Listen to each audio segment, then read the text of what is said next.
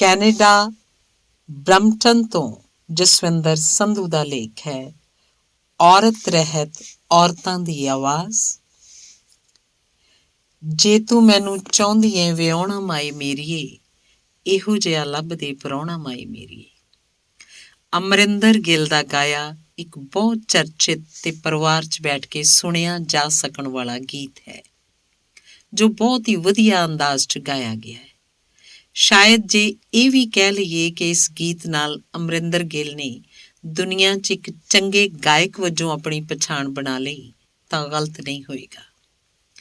ਇਸੇ ਤਰ੍ਹਾਂ ਮਹਾਨ ਗਾਇਕ ਨੁਸਰਤ ਫਤਿਹ ਅਲੀ ਖਾਨ ਦਾ ਗਾਇਆ ਗੀਤ ਨਿੱਤ ਖੈਰ ਮੰਗਾ ਸੋਹਣਿਆ ਮੈਂ ਤੇਰੀ, ਦੁਆ ਨਾ ਕੋਈ ਹੋਰ ਮੰਗਦੀ ਵੀ ਬਹੁਤ ਮਸ਼ਹੂਰ ਹੈ ਤੇ ਬੇਸ਼ੁਮਾਰ ਲੋਕਾਂ ਦੀ ਪਸੰਦ ਹੈ। ਗੁਰਦਾਸ ਮਾਨ ਦਾ ਗੀਤ ਕੀ ਖੱਟਿਆ ਮੈਂ ਤੇਰੀ ਹੀਰ ਬਣ ਕੇ, ਹਰਭਜਨ ਮਾਨ ਦਾ ਉੱਚੀਆਂ ਲੰਮੀਆਂ ਟਾਹਲੀਆਂ ਵੇਹਾਣੀਆਂ, ਨਈਹਰ ਛੋੜ ਚਲੀ ਰੇ ਬਾਬੁਲ, ਹੰਸਰਾਜ ਹੰਸ ਦਾ ਤੇ ਹੋਰ ਅਨੇਕਾਂ ਹਨ ਵਧੀਆ ਗਾਏ ਹੋਏ ਅਜਿਹੇ ਗਾਣੇ। ਪਰ ਕੀ ਤੁਸੀਂ ਕਦੇ ਸੋਚਿਆ ਕਿ ਔਰਤਾਂ ਦੀਆਂ ਲੱਗਦੀਆਂ ਆਵਾਜ਼ਾਂ ਕੀ ਸੱਚਮੁੱਚ ਹੀ ਔਰਤਾਂ ਦੀਆਂ ਜਾਂ ਉਹਨਾਂ ਲਈ ਹਨ? ਤਕਰੀਬਨ ਹਰ ਇੱਕ ਨਾਮਵਰ ਪੰਜਾਬੀ ਮਰਦ ਗਾਇਕ ਨੇ ਇਹੋ ਜਿਹਾ ਕੋਈ ਨਾ ਕੋਈ ਗੀਤ ਗਾਇਆ ਹੈ ਜੋ ਔਰਤ ਦੀ ਆਵਾਜ਼ ਪ੍ਰਤੀਤ ਹੁੰਦਾ ਹੈ, ਪਰ ਹੈ ਆਪ ਉਹ ਇੱਕ ਮਰਦ ਤੇ ਇਹ ਸਭ ਗਾਣੇ ਲਿਖੇ ਵੀ ਮਰਦ ਕਵੀਆਂ ਦੇ ਹੀ ਹਨ। ਕੀ ਔਰਤਾਂ ਇਹੋ ਜਿਹੇ ਗਾਣੇ ਨਹੀਂ ਲਿਖ ਸਕਦੀਆਂ? ਬਿਲਕੁਲ ਲਿਖ ਸਕਦੀਆਂ ਨੇ, ਸਗੋਂ ਇਹਨਾਂ ਮਰਦ ਲਿਖਾਰੀਆਂ ਦੇ ਗਾਣਿਆਂ ਤੋਂ ਵਧੀਆ ਤੇ ਸਹੀ ਹਾਵ ਭਾਵ ਨਾਲ ਲਿਖ ਸਕਦੀਆਂ ਨੇ। ਫਿਰ ਜੇ ਔਰਤਾਂ ਵਾਲੇ ਗਾਣੇ ਗਾਏ ਵੀ ਔਰਤਾਂ ਵੱਲੋਂ ਹੀ ਜਾਣ ਤਾਂ ਉਹਨਾਂ ਦੀ ਹੂਕ ਦੀ ਸਮਝ ਜ਼ਿਆਦਾ ਆਏਗੀ ਤੇ ਸੁਣਨ ਵਾਲਿਆਂ ਤੇ ਅਸਰ ਵੀ ਜ਼ਿਆਦਾ ਹੋਏਗਾ। ਮੈਨੂੰ ਲੱਗਦਾ ਹੈ ਕਿ ਮੇਰੀ ਇਸ ਗੱਲ ਨਾਲ ਜ਼ਿਆਦਾਤਰ ਲੋਕੀ ਸਹਿਮਤ ਹੋਣਗੇ, ਕਿਉਂਕਿ ਔਰਤ ਦਾ ਦਰਦ ਔਰਤ ਦੀ ਜ਼ੁਬਾਨ ਤੋਂ ਹੀ ਸਹੀ ਲੱਗਦਾ ਹੈ। ਜਦੋਂ ਕੋਈ ਮਰਦ ਆਪਣੇ ਪਤੀ ਜਾਂ ਪ੍ਰਾਹੁਣੇ ਦੀ ਗੱਲ ਕਰਨ ਲੱਗੇ ਤਾਂ ਗੱਲ ਕੁਝ ਢੁਕਦੀ ਜੀ ਨਹੀਂ, ਪਰ ਫਿਰ ਵੀ ਉਸ ਗੀਤ ਦੇ ਬੋਲ ਆਪਣਾ ਅਸਰ ਛੱਡ ਜਾਂਦੇ ਹਨ ਤੇ ਵਧੀਆ ਲਿਖਤ ਪ੍ਰਵਾਨ ਹੋ ਹੀ ਜਾਂਦੀ ਹੈ। ਮੈਂ ਇਹ ਨਹੀਂ ਕਹਿੰਦਾ ਕਿ ਮਰਦ ਔਰਤ ਦੀ ਹਾਲਤ ਬਿਲਕੁਲ ਹੀ ਬਿਆਨ ਨਹੀਂ ਕਰ ਸਕਦੇ, ਸ਼ਾਇਦ ਕੁਝ ਹੱਦ ਤੱਕ ਕਰ ਸਕਦੇ ਹਨ, ਕਿਉਂਕਿ ਕੁਝ ਅਹਿਸਾਸ ਦੋਨਾਂ 'ਚ ਇੱਕੋ ਜਿਹੇ ਹੀ ਹੁੰਦੇ ਹਨ। ਪਰ ਔਰਤ ਦੀ ਅਸਲੀ ਆਵਾਜ਼ ਤਾਂ ਔਰਤ ਹੀ ਬਣ ਸਕਦੀ ਹੈ, ਜਾਂ ਘੱਟੋ ਘੱਟ ਔਰਤ ਹੀ ਉਸ ਔਰਤ ਆਵਾਜ਼ ਨੂੰ ਇਹ ਸਨਮਾਨ ਦੇ ਸਕਦੀ ਹੈ ਕਿ ਇਹ ਉਹਨਾਂ ਦੀਆਂ ਭਾਵਨਾਵਾਂ ਨੂੰ ਸਹੀ ਤਰੀਕੇ ਨਾਲ ਬਿਆਨ ਕਰਦਾ ਜਾਂ ਕਰਦੀ ਹੈ ਜਾਂ ਨਹੀਂ। ਹਾਂ, ਜੇ ਕਿਸੇ ਮਰਦ ਲਿਖਾਰੀ ਨੇ ਔਰਤ ਬਾਰੇ ਮਰਦ ਦੇ ਪੱਖ ਤੋਂ ਲਿਖਣਾ ਹੈ ਤਾਂ ਬਿਲਕੁਲ ਜਾਇਜ਼ ਹੈ। ਮਰਦ ਔਰਤ ਨੂੰ ਕਿਵੇਂ ਪਿਆਰ ਕਰਦਾ ਹੈ ਜਾਂ ਕਰਨਾ ਚਾਹੁੰਦਾ ਹੈ, ਜਾਂ ਉਹਦੀ ਮਸ਼ੂਕਾ ਉਹਨੂੰ ਕਿਵੇਂ ਸਤਾਉਂਦੀ ਹੈ ਜਾਂ ਰਿਝਾਉਂਦੀ ਹੈ, ਆਦਿ ਸਭ ਠੀਕ ਹੈ, ਕਿਉਂਕਿ ਇਹ ਬੰਦੇ ਦੇ ਔਰਤਾਂ ਬਾਰੇ ਆਪਣੇ ਅਹਿਸਾਸ ਹਨ। ਇੱਕ ਹੋਰ ਵੀ ਅਜੀਬ ਗੱਲ ਹੈ ਕਿ ਇਹ ਨਾਜਾਇਜ਼ ਮਰਦਾਨਾ ਵਤੀਰਾ ਸੰਸਾਰ ਪੱਧਰ ਉੱਤੇ ਤਰੱਕੀ ਯਾਫਤਾ ਦੇਸ਼ਾਂ 'ਚ ਨਹੀਂ ਹੈ, ਸਿਰਫ ਉਹਨਾਂ ਦੇਸ਼ਾਂ 'ਚ ਹੀ ਹੈ ਜਿੱਥੇ ਔਰਤ ਨੂੰ ਦੂਜੇ ਦਰਜੇ ਦਾ ਸ਼ਹਿਰੀ ਸਮਝਿਆ ਜਾਂਦਾ ਹੈ। ਪਾਕਿਸਤਾਨੀ ਸਮਾਜ ਤਾਂ ਸ਼ਾਇਦ ਇਸ ਕੰਮ 'ਚ ਸਾਡੇ ਨਾਲੋਂ ਵੀ 2 ਕਦਮ ਅੱਗੇ ਹੈ, ਪਰ ਭਾਰਤ 'ਚ ਅਸੀਂ ਪੰਜਾਬੀ ਤੇ ਹਰਿਆਣਵੀ ਸਭ ਤੋਂ ਭੈੜੇ ਹਾਂ ਇਸ ਦਿਸ਼ਾ ਵਿੱਚ। ਹੋ ਸਕਦਾ ਹੈ ਸਾਡੀ ਇਹ ਸੋਚ ਪੰਜਾਬੀ ਹਰਿਆਣਵੀ ਮਰਦਾਂ ਦੇ ਔਰਤਾਂ ਬਾਰੇ ਆਮ ਨਜ਼ਰੀਏ ਕਾਰਨ ਹੀ ਹੋਵੇ। ਅਸੀਂ ਪੰਜਾਬ 'ਚ ਔਰਤਾਂ ਨੂੰ ਇਕੱਲੇ ਬਾਹਰ ਜਾਂਦੇ ਘੱਟ ਹੀ ਦੇਖਦੇ ਹਾਂ, ਰਾਤ ਵੇਲੇ ਤਾਂ ਨਾ ਬਰਾਬਰ ਹੀ ਹੈ। ਪਰ ਹੈਰਾਨੀ ਦੀ ਗੱਲ ਹੈ ਕਿ ਸਾਡੇ ਨਾਲ ਲੱਗਦੇ ਸੂਬੇ ਹਿਮਾਚਲ ਪ੍ਰਦੇਸ਼ 'ਚ ਤੁਸੀਂ ਔਰਤਾਂ ਨੂੰ ਰਾਤਾਂ ਨੂੰ ਵੀ ਆਰਾਮ ਨਾਲ ਵਿਚਰਦੀਆਂ ਦੇਖ ਸਕਦੇ ਹੋ। ਮੈਂ 1984-85 'ਚ ਹਿਮਾਚਲ ਪ੍ਰਦੇਸ਼ ਦੇ ਬਿਲਾਸਪੁਰ ਸ਼ਹਿਰ 'ਚ ਮੱਛੀਆਂ ਦੇ ਇੱਕ ਪ੍ਰੋਜੈਕਟ 'ਤੇ ਕੰਮ ਕਰਦਾ ਸੀ ਤੇ ਕਈ ਵਾਰ ਰਾਤ ਤੱਕ ਆਪਣੇ ਦੋਸਤਾਂ ਨਾਲ ਗੱਲਬਾਤ ਕਰਨ ਕਾਰਨ ਹਨੇਰੇ ਹੋਏ ਆਪਣੇ ਕਮਰੇ ਨੂੰ ਵਾਪਸ ਮੁੜਦਾ ਸੀ। ਕਈ ਵਾਰ ਮੈਂ ਔਰਤਾਂ ਸੜਕਾਂ 'ਤੇ ਇਕੱਲੀਆਂ ਜਾਂਦੀਆਂ ਵੇਖੀਆਂ ਸਨ, ਪਰ ਇੱਕ ਦਿਨ ਤਾਂ ਘੁੱਪ ਹਨੇਰੇ 'ਚ ਮੈਂ ਇੱਕ ਤੁਰੀ ਜਾਂਦੀ ਔਰਤ ਨੂੰ ਗਾਣੇ ਗਾਉਂਦੀ ਜਾ ਰਹੀ ਨੂੰ ਵੇਖਿਆ। ਉਹ ਆਪਣੀ ਧੁਨ 'ਚ ਮਸਤ ਤੁਰੀ ਜਾ ਰਹੀ ਸੀ, ਜਿਵੇਂ ਉਹਨੂੰ ਦੁਨੀਆ ਦੀ ਕੋਈ ਪਰਵਾਹ ਹੀ ਨਾ ਹੋਵੇ। ਬੇਸ਼ੱਕ ਉੱਥੇ ਵੀ ਔਰਤ ਨੂੰ ਮਰਦ ਦੇ ਬਿਲਕੁਲ ਬਰਾਬਰੀ ਦੇ ਦਰਜੇ ਦੀ ਤਾਂ ਨਹੀਂ ਕਹਿ ਸਕਦੇ, ਪਰ ਇਸ ਮਾਮਲੇ 'ਚ ਕੁਝ ਹੱਦ ਤੱਕ ਹਿਮਾਚਲੀਆਂ ਦਾ ਵਤੀਰਾ ਪੰਜਾਬੀਆਂ ਨਾਲੋਂ ਨਰਮ ਜਾਪਦਾ ਹੈ। ਕੀ ਪੰਜਾਬ 'ਚ ਤੁਸੀਂ ਇਹੋ ਜਿਹਾ ਕੁਝ ਦੇਖਣ ਦੀ ਉਮੀਦ ਕਰੋਗੇ? ਫਿਰ ਸਵਾਲ ਇਹ ਉੱਠਦਾ ਹੈ, ਕਿਹੋ ਜਿਹਾ ਇਹ ਵਰਤਾਰਾ ਸਿਰਫ ਪੰਜਾਬੀ ਸੱਭਿਆਚਾਰ 'ਚ ਹੀ ਕਿਉਂ ਭਾਰੂ ਹੈ? ਬਾਕੀ ਸੱਭਿਆਚਾਰਾਂ 'ਚ ਇੰਨਾ ਕਿਉਂ ਨਹੀਂ? ਇਹਨਾਂ ਪੱਛਮੀ ਸੱਭਿਆਚਾਰਾਂ 'ਚ ਦੇਖ ਲਓ, ਕਿਤੇ ਵੀ ਕੋਈ ਮਰਦ ਗਾਇਕ ਔਰਤਾਂ ਵਾਲਾ ਗਾਣਾ ਨਾ ਲਿਖਦਾ ਤੇ ਨਾ ਹੀ ਗਾਉਂਦਾ। ਹਾਂ, ਕੈਨੇਡਾ ਦੀ ਮਸ਼ਹੂਰ ਗਾਇਕਾ ਸਿਲੀਨ ਦਿਓ ਦੇ ਕੁਝ ਗਾਣੇ ਜ਼ਰੂਰ ਇੱਕ ਮਰਦ ਗੀਤਕਾਰ ਨੇ ਲਿਖੇ ਹਨ, ਪਰ ਉਸਨੂੰ ਗਾਣੇ ਲਿਖੇ ਜਾਣ ਲਈ ਕੰਟਰੈਕਟ ਦਿੱਤਾ ਗਿਆ ਸੀ ਤੇ ਉਸਨੇ ਸਿਲੀਨ ਨੂੰ ਇੰਟਰਵਿਊ ਕਰਕੇ ਉਹਦੇ ਆਪਣੇ ਹਾਵ ਭਾਵਾਂ ਬਾਰੇ ਪਤਾ ਕਰਕੇ ਉਹ ਗਾਣੇ ਲਿਖੇ ਸਨ। ਉਸ ਗੀਤਕਾਰ ਤੇ ਗਾਇਕਾ ਦਾ ਇਸ ਸਭ ਕਾਸੇ ਤੋਂ ਮਕਸਦ ਸੀ ਕਿ ਜਦੋਂ ਗੀਤ ਦੇ ਬੋਲ ਮੂੰਹ ਚੋਂ ਨਿਕਲਣ ਤਾਂ ਨਾਲ ਉਹੀ ਅਹਿਸਾਸ ਵੀ ਹੋਣਾ ਚਾਹੀਦਾ ਹੈ। ਔਰਤ ਦੇ ਇੰਤਜ਼ਾਰ ਦਾ ਤਸੱਵੁਰ ਜਾਂ ਅਹਿਸਾਸ ਤੇ ਔਰਤ ਨੂੰ ਕਿਸੇ ਮਰਦ ਵੱਲੋਂ ਛੋਏ ਜਾਣ ਦਾ ਅਹਿਸਾਸ ਇੱਕ ਮਰਦ ਕਿਵੇਂ ਕਰ ਸਕਦਾ ਹੈ? ਇਹ ਤਾਂ ਇੱਕ ਔਰਤ ਨੂੰ ਹੀ ਪਤਾ ਹੋ ਸਕਦਾ ਹੈ, ਨਾ ਕਿ ਮਰਦ ਨੂੰ। ਹਾਂ, ਜੇ ਕੋਈ ਮਰਦ ਸਮਲਿੰਗੀ ਹੋਵੇ ਤਾਂ ਉਹਦੀ ਕੀਤੀ ਹੋਈ ਇਹੋ ਜਿਹੀ ਗੱਲ ਜ਼ਰੂਰ ਠੀਕ ਮੰਨਣੀ ਚਾਹੀਦੀ ਹੈ ਕਿ ਉਹ ਆਪਣੇ ਪਿਆਰੇ ਨੂੰ ਮਿਸ ਕਰਦਾ ਹੋਇਆ ਕਿਵੇਂ ਮਹਿਸੂਸ ਕਰਦਾ ਹੈ, ਜਾਂ ਉਹ ਕਿਹੋ ਜਿਹੇ ਦੂਜੇ ਮਰਦ ਨਾਲ ਵਿਆਹ ਕਰਵਾਉਣਾ ਚਾਹੁੰਦਾ ਹੈ। ਪਰ ਮੇਰੇ ਹਿਸਾਬ ਨਾਲ ਉਹ ਵੀ ਇਹ ਬਿਲਕੁਲ ਨਹੀਂ ਦੱਸ ਸਕਦਾ ਕਿ ਔਰਤ ਆਪਣੇ ਮਰਦ ਲਈ ਕਿਵੇਂ ਮਹਿਸੂਸ ਕਰਦੀ ਹੈ। ਉਹਦਾ ਇੱਕ ਸਮਲਿੰਗੀ ਮਰਦ ਦੇ ਪੱਖ ਤੋਂ ਹੀ ਆਪਣੇ ਪਿਆਰ ਦੇ ਜਜ਼ਬੇ ਦਾ ਬਿਰਤਾਂਤ ਠੀਕ ਹੋ ਸਕਦਾ ਹੈ। ਔਰਤਾਂ ਆਪਣੇ ਪਿਆਰ ਨੂੰ ਕਿਵੇਂ ਮਹਿਸੂਸ ਕਰਦੀਆਂ ਹਨ, ਇਹ ਔਰਤਾਂ ਤੇ ਹੀ ਛੱਡ ਦੇਣਾ ਚਾਹੀਦਾ ਹੈ। ਸ਼ਾਇਦ ਅਸੀਂ ਇੱਕ ਪੁਖਤਾ ਪੱਖ ਨੂੰ ਉਜਾਗਰ ਹੋਣ ਤੋਂ ਰੋਕੇ ਬੈਠੇ ਹਾਂ, ਜੋ ਸਾਹਿਤ ਦਾ ਇੱਕ ਨਵਾਂ ਰਾਹ ਹੋ ਸਕਦਾ ਹੈ। ਜਦੋਂ ਵੀ ਕੋਈ ਔਰਤ ਚੰਗਾ ਲਿਖਦੀ ਹੈ ਤਾਂ ਛੇਤੀ ਸਭ ਦੀ ਨਜ਼ਰ 'ਚ ਚੜ੍ਹ ਜਾਂਦੀ ਹੈ। ਅਮਰਤਾ ਪ੍ਰੀਤਮ, ਦਲੀਪ ਕੌਰ ਟਿਵਾਣਾ ਜਾਂ ਨਵੀਂ ਕਵਿੱਤਰੀ ਸੁਖਵਿੰਦਰ ਅੰਮ੍ਰਿਤ ਉਦਾਹਰਨ ਲਈ ਕਾਫੀ ਹਨ। ਇਹਨਾਂ ਲਿਖਾਰਨਾਂ ਦੇ ਅਹਿਸਾਸ ਉਹਨਾਂ ਮੁੱਦਿਆਂ ਬਾਰੇ ਜੋ ਅਨੇਕਾਂ ਮਰਦ ਲਿਖਾਰੀਆਂ ਨੇ ਵੀ ਲਿਖੇ ਹਨ ਨਾਲੋਂ ਵੱਖਰੇ ਅੰਦਾਜ਼ ਵਾਲੇ ਤੇ ਜ਼ਿਆਦਾ ਅਸਰਦਾਰ ਹਨ। ਫਿਰ ਅਜਿਹੀ ਸੋਚ ਸਾਡੇ ਪੰਜਾਬੀ ਸੱਭਿਆਚਾਰ ਵਿੱਚ ਕਿਉਂ ਹੈ?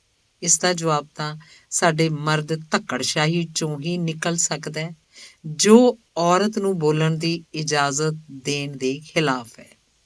ਅਸਲ ਵਿੱਚ ਪੰਜਾਬੀ ਮਰਦ ਹੀ ਔਰਤ ਨੂੰ ਦੱਸਣਾ ਚਾਹੁੰਦਾ ਹੈ ਕਿ ਉਹ ਆਪਣੇ ਪਤੀ, ਖਾਵੰਦ ਜਾਂ ਪ੍ਰੇਮੀ ਨੂੰ ਮਿਸ ਕਰਨ ਵੇਲੇ ਕਿਵੇਂ ਮਹਿਸੂਸ ਕਰੇ।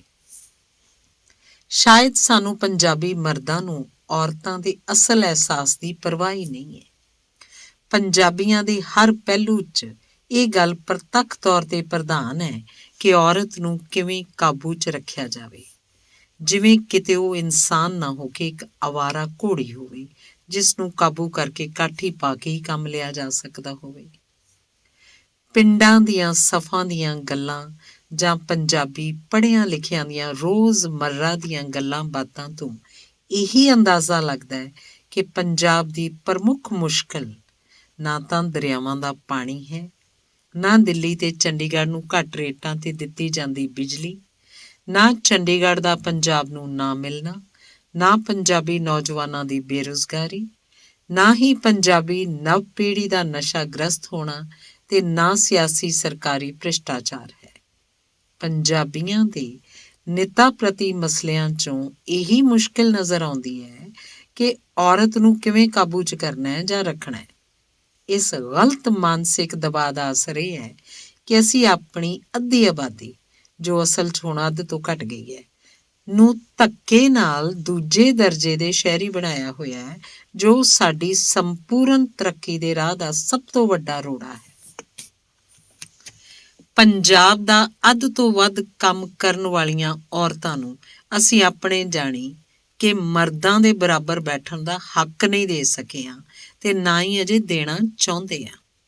ਸਾਡੇ ਸਾਰੇ ਧਰਮ ਵੀ ਇਸ ਪੱਖੋਂ ਕਾਰਗਰ ਤਰੀਕੇ ਨਾਲ ਇਸੇ ਦਸ਼ਾ 'ਚ ਵਰਤੇ ਜਾ ਰਹੇ ਹਨ। ਵੈਸੇ ਦੁਨੀਆ ਦੇ ਸਾਰੇ ਧਰਮ ਮਰਦਾਂ ਦੇ ਬਣਾਏ ਹੋਏ ਹਨ ਜੋ ਔਰਤ ਦੇ ਖਿਲਾਫ ਹੀ ਭੁਗਤ ਰਹੇ ਹਨ। ਅਸੀਂ ਇਹ ਅਸਲੋਂ ਹੀ ਭੁੱਲੇ ਬੈਠੇ ਹਾਂ ਕਿ ਸਾਡੀ ਸਭ ਦੀ, ਸਾਰੇ ਸਮਾਜ ਦੀ ਤਰੱਕੀ ਤਾਂ ਹੀ ਸੰਭਵ ਹੈ ਜੇ ਅਸੀਂ ਲਿੰਗ ਦੇ ਨਾਂ 'ਤੇ ਹੁੰਦਾ ਅਜਿਹਾ ਕਾਣਾ ਵਤੀਰਾ ਆਪਣੇ ਸਮਾਜ 'ਚੋਂ ਤਰਕ ਦੇਈਏ। ਇਹ ਸਾਡੀ ਗਰਭ ਵਿੱਚ ਕੁੜੀਆਂ ਮਾਰਨ ਵਾਲੀ ਮਾਨਸਿਕ ਬਿਮਾਰੀ ਦਾ ਵੀ ਇਲਾਜ ਬਣੇਗਾ। ਔਰਤਾਂ ਨੂੰ ਆਪਣੀ ਆਵਾਜ਼ ਬੁਲੰਦ ਕਰਨ ਵਿੱਚ ਮਦਦ ਕਰਕੇ ਅਸੀਂ ਆਪਣੇ ਸਮੁੱਚੇ ਸਮਾਜ ਲਈ ਇੱਕ ਵੱਡਾ ਤੇ ਸੁਚੱਜਾ ਕੰਮ ਕਰਾਂਗੇ। ਫਿਰ ਵੀ ਔਰਤਾਂ ਹੀ ਇਸ ਕੰਮ 'ਚ ਅੱਗੇ ਆਉਣੀਆਂ ਚਾਹੀਦੀਆਂ ਹਨ, ਕਿਉਂਕਿ ਅਸੀਂ ਮਰਦ ਆਪਣੇ ਮਰਦਾਊਪਣੇ ਤੋਂ ਬਾਜ਼ ਨਹੀਂ ਆ ਸਕਦੇ। ਸਾਥੋਂ ਜਾਣੇ ਅਣਜਾਣੇ ਵਿੱਚ ਇਹ ਗਲਤੀਆਂ ਹੁੰਦੀਆਂ ਹੀ ਰਹਿਣੀਆਂ ਹਨ। ਮੇਰੇ ਹਿਸਾਬ ਨਾਲ ਕਿਸੇ ਵੀ ਔਰਤਾਂ ਦੇ ਸੰਗਠਨ ਜਾਂ ਸੰਸਥਾ ਦਾ ਕੋਈ ਅਹੁਦੇਦਾਰ ਮਰਦ ਨਹੀਂ ਹੋਣਾ ਚਾਹੀਦਾ ਤੇ ਨਾ ਹੀ ਕਦੇ ਕਿਸੇ ਔਰਤਾਂ ਦੇ ਸਮਾਗਮਾਂ 'ਚ ਕਿਸੇ ਮਰਦ ਨੂੰ ਪ੍ਰਧਾਨ ਬਣਾਉਣਾ ਚਾਹੀਦਾ ਹੈ। ਸਮਤੋਲ ਸੋਚ ਵਾਲੇ ਮਰਦਾਂ ਨੂੰ ਬੇਸ਼ੱਕ ਇਹਨਾਂ ਜਥੇਬੰਦੀਆਂ ਲਈ ਮਦਦਗਾਰ ਦੇ ਤੌਰ 'ਤੇ ਕੰਮਾਂ 'ਚ ਸ਼ਾਮਲ ਹੋਣ ਦੇਣਾ ਚਾਹੀਦਾ ਹੈ। ਵੈਸੇ ਅਜਿਹਾ ਵਤੀਰਾ ਕੁਝ ਦੇਰ ਬਾਅਦ ਬਦਲਿਆ ਵੀ ਜਾ ਸਕਦਾ ਹੈ, ਜਦੋਂ ਸਾਡੇ ਪੰਜਾਬੀ ਸਮਾਜ ਬਰਾਬਰਤਾ ਦਾ ਇਹ ਅਹਿਸਾਸ ਪੈਦਾ ਹੋ ਜਾਵੇ। ਅੱਜ ਕੱਲ੍ਹ ਦੀ ਅੰਤਾਂ ਦੀ ਤੇਜ਼ੀ ਵਾਲੇ ਅੰਤਰ ਸੰਬੰਧਾਂ ਵਾਲੀ ਦੁਨੀਆ 'ਚ ਇਸ ਕੰਮ ਨੂੰ ਦੇਰ ਨਹੀਂ ਲੱਗਣੀ, ਸਿਰਫ ਸ਼ੁਰੂ ਹੋਣ ਦੀ ਦੇਰ ਹੈ। ਔਰ ਤੀਲੇ ਮਰਦਾਂ ਦੇ ਗਾਣਿਆਂ ਦਾ ਵੀ ਸਾਡੀਆਂ ਔਰਤ ਲਿਖਾਰੀਆਂ ਵੱਲੋਂ ਹੀ ਆਲੋਚਨਾ ਦਾ ਸ਼ਿਕਾਰ ਹੋਣਾ ਬਣਦਾ ਹੈ। ਉਹਨਾਂ ਆਲੋਚਨਾ ਕਰਨ ਵਾਲਿਆਂ ਨੂੰ ਮਰਦ ਲਿਖਾਰੀਆਂ ਦੀਆਂ ਕਿਰਤਾਂ ਦੀ ਨਿਗੂਣੀਆਂ ਗੱਲਾਂ ਸਾਹਮਣੇ ਲਿਆਉਣ ਦੀ ਲੋੜ ਵੀ ਹੈ, ਤਾਂ ਜੋ ਉਹਨਾਂ ਨੂੰ ਸਮਝ ਲੱਗ ਸਕੇ ਕਿ ਉਹ ਇਸ ਕੰਮ ਦੇ ਲਾਇਕ ਨਹੀਂ ਹਨ। ਪੰਜਾਬਣਾਂ ਨੂੰ ਇਹ ਚੀਜ਼ ਵੀ ਯਾਦ ਰੱਖਣੀ ਚਾਹੀਦੀ ਹੈ ਕਿ ਇਹ ਆਜ਼ਾਦੀ ਉਹਨਾਂ ਨੇ ਆਪਣੇ ਆਪ ਹੀ ਲੈਣੀ ਹੈ। ਕਿਸੇ ਹੋਰ ਕੋਲੋਂ ਮਿਲਣ ਦੀ ਆਸ ਵਿੱਚ ਉਹਨਾਂ ਨੂੰ ਹੋਰ ਸਮਾਂ ਨਹੀਂ ਗਵਾਉਣਾ ਚਾਹੀਦਾ। ਵੈਸੇ ਪੰਜਾਬੀ ਸਾਹਿਤਕਾਰਾਂ ਦੀ ਇਸ ਦਸ਼ਾ ਨੂੰ ਮੈਂ ਪੰਜਾਬੀ ਸਾਹਿਤਕਾਰਾਂ ਦਾ ਮਰਦਾਊਪਣਾ ਜਾਂ ਗੁੰਮ ਮਟਿਆਰਾਂ ਦੀ ਆਵਾਜ਼ ਵੀ ਕਹਿਣਾ ਚਾਹੁੰਦਾ ਹਾਂ। ਅਸੀਂ ਪੰਜਾਬੀ ਇੰਨੇ ਢੀਠ ਹਾਂ ਕਿ ਸਾਡੇ ਕਹਿੰਦੇ ਕਹਾਉਂਦੇ ਸਾਹਿਤਕਾਰ ਵੀ ਅਜਿਹੀਆਂ ਗੱਲਾਂ 'ਚ ਸ਼ਾਮਲ ਹਨ। ਸ਼ਾਇਦ ਹਾਸ਼ਮ ਸ਼ਾਹ ਦੀ ਸੱਸੀ, ਵਾਰਿਸ ਸ਼ਾਹ ਦੀ ਹੀਰ ਤੇ ਸ਼ਿਵ ਕੁਮਾਰ ਬਟਾਲਵੀ ਦੀ ਲਿਖੀ ਲੂਣਾ ਵਰਗੀਆਂ ਕਿਰਤਾਂ ਵੀ ਸਾਡੇ ਅਜੋਕੇ ਪੰਜਾਬੀ ਲਿਖਾਰੀਆਂ ਨੂੰ ਇਸ ਦਿਸ਼ਾ 'ਚ ਪ੍ਰੇਰਿਤ ਕਰਦੀਆਂ ਹੋਣ। ਪਰ ਸਾਨੂੰ ਇਹ ਗੱਲ ਯਾਦ ਰੱਖਣੀ ਚਾਹੀਦੀ ਹੈ ਕਿ ਉਹਨਾਂ ਲਿਖਾਰੀਆਂ ਵੱਲੋਂ ਔਰਤਾਂ ਪੱਖੋਂ ਲਿਖਣਾ ਬਹੁਤ ਵੱਡੀ ਗੱਲ ਸੀ, ਜਦੋਂ ਕੋਈ ਵੀ ਅਜਿਹੇ ਕੰਮ ਨੂੰ ਚੰਗਾ ਨਹੀਂ ਸੀ ਸਮਝਦਾ। ਸ਼ਿਵ ਦੀ ਲੂਣਾ ਇੱਕ ਤਰ੍ਹਾਂ ਦਾ ਆਮ ਪੰਜਾਬੀ ਝੁਕਾਅ ਜਾਂ ਵਤੀਰੇ ਦੇ ਵਿਰੁੱਧ ਇੱਕ ਰੋਸ ਸੀ, ਜੋ ਲੂਣਾ ਜਾਂ ਲੂਣਾ ਵਰਗੀਆਂ ਔਰਤਾਂ ਨਾਲ ਸਾਡਾ ਸਮਾਜ ਕਰਦਾ ਆ ਰਿਹਾ ਸੀ। ਲੂਣਾ ਪੱਖੋਂ ਪੂਰਨ ਦੀ ਕਹਾਣੀ ਸਾਡੇ ਸਮਾਜ ਦੇ ਔਰਤ ਵਰਗ ਲਈ ਵਤੀਰੇ ਦਾ ਇੱਕ ਸੰਤੁਲਿਤ ਤਰ੍ਹਾਂ ਦਾ ਵਿਸ਼ਲੇਸ਼ਣ ਪੇਸ਼ ਕਰਦੀ ਹੈ। ਸਾਡੀ ਅਜਿਹੀ ਅਸੰਤੁਲਿਤ ਸੋਚ ਤੇ ਹੋਰ ਵੀ ਭੈੜੇ ਨਤੀਜੇ ਨਿਕਲ ਰਹੇ ਹਨ। ਸਾਡਾ ਠੀਕ ਤੇ ਗਲਤ ਨੂੰ ਪਛਾਣਨ ਦਾ ਜੋ ਮੀਟਰ ਜਾਂ ਮਾਪਦੰਡ ਹੈ, ਉਹ ਵੀ ਸਹੀ ਕੰਮ ਨਹੀਂ ਕਰ ਰਿਹਾ। ਇਸ ਦੀਆਂ ਉਦਾਹਰਨਾਂ ਆਮ ਜ਼ਿੰਦਗੀ 'ਚੋਂ ਦੇਖੀਆਂ ਜਾ ਸਕਦੀਆਂ ਹਨ। ਕਈ ਧਰਮਾਂ ਵੱਲੋਂ ਨਕਾਰੇ ਜਾਣ 'ਤੇ ਵੀ ਸਾਡੇ ਸਮਾਜ ਨੇ ਉਹੀ ਪੁਰਾਣੇ ਮਾਪਦੰਡਾਂ ਨਾਲ ਅਖੌਤੀ ਛੋਟੀਆਂ ਜਾਤ ਬਰਾਦਰੀਆਂ ਨੂੰ ਦੁਰਕਾਰਿਆ ਹੋਇਆ ਹੈ। ਸਾਡਾ ਕਿਸੇ ਅਮੀਰ ਬੰਦੇ ਤੇ ਬੇਵਜ੍ਹਾ ਘਟੀਆ ਵਤੀਰੇ ਤੇ ਰੋਸ ਨਾ ਕਰਨਾ ਤੇ ਗਰੀਬ ਗੁਰਬੇ ਨਾਲ ਹੋਏ ਬੇਇਨਸਾਫੀ ਵਾਲੇ ਵਤੀਰੇ ਨੂੰ ਅਣਦੇਖਿਆ ਕਰਨਾ, ਜਾਂ ਉੱਚੇ ਰੁਤਬੇਦਾਰਾਂ ਦਾ ਬੇਥਾਹ ਸਤਿਕਾਰ ਤੇ ਨਖਿੱਧ ਕੰਮ ਕਰਨ ਵਾਲਿਆਂ ਲਈ ਨਫ਼ਰਤ ਭਰਿਆ ਵਤੀਰਾ, ਜਾਂ ਯੂਪੀ ਬਿਹਾਰ ਦੇ ਆਏ ਮਜ਼ਦੂਰਾਂ ਨੂੰ ਹਕਾਰਤ ਦੀਆਂ ਨਜ਼ਰਾਂ ਨਾਲ ਦੇਖਣਾ ਤੇ ਅਜਿਹਾ ਹੀ ਵਰਤਾਅ ਕਰਨਾ, ਆਦਿ ਸਭ ਅਜਿਹੀ ਅਸੰਤੁਲਿਤ ਸੋਚ ਦੇ ਕਾਰਨ ਹੀ ਹਨ। ਸ਼ਾਇਦ ਇਸੇ ਕਾਰਨ ਸਾਡੀਆਂ ਸਿਆਸਤੀ ਪਾਰਟੀਆਂ ਸਾਡੇ ਨਾਲ ਘਿਨਾਉਣੇ ਕੰਮ ਕਰ ਜਾਂਦੀਆਂ ਹਨ, ਪਰ ਅਸੀਂ ਫਿਰ ਉਹਨਾਂ ਨੂੰ ਹੀ ਆਪਣੀ ਸੱਤਾ ਸੌਂਪ ਦਿੰਦੇ ਹਾਂ। ਕੀ ਅਸੀਂ ਇਸ ਨੂੰ ਆਪਣੀ ਸੋਚ ਦਾ ਨਿਗਰਿਆ ਹੋਣਾ ਗਰਦਾਨ ਸਕਦੇ ਹਾਂ? ਧੰਨਵਾਦ।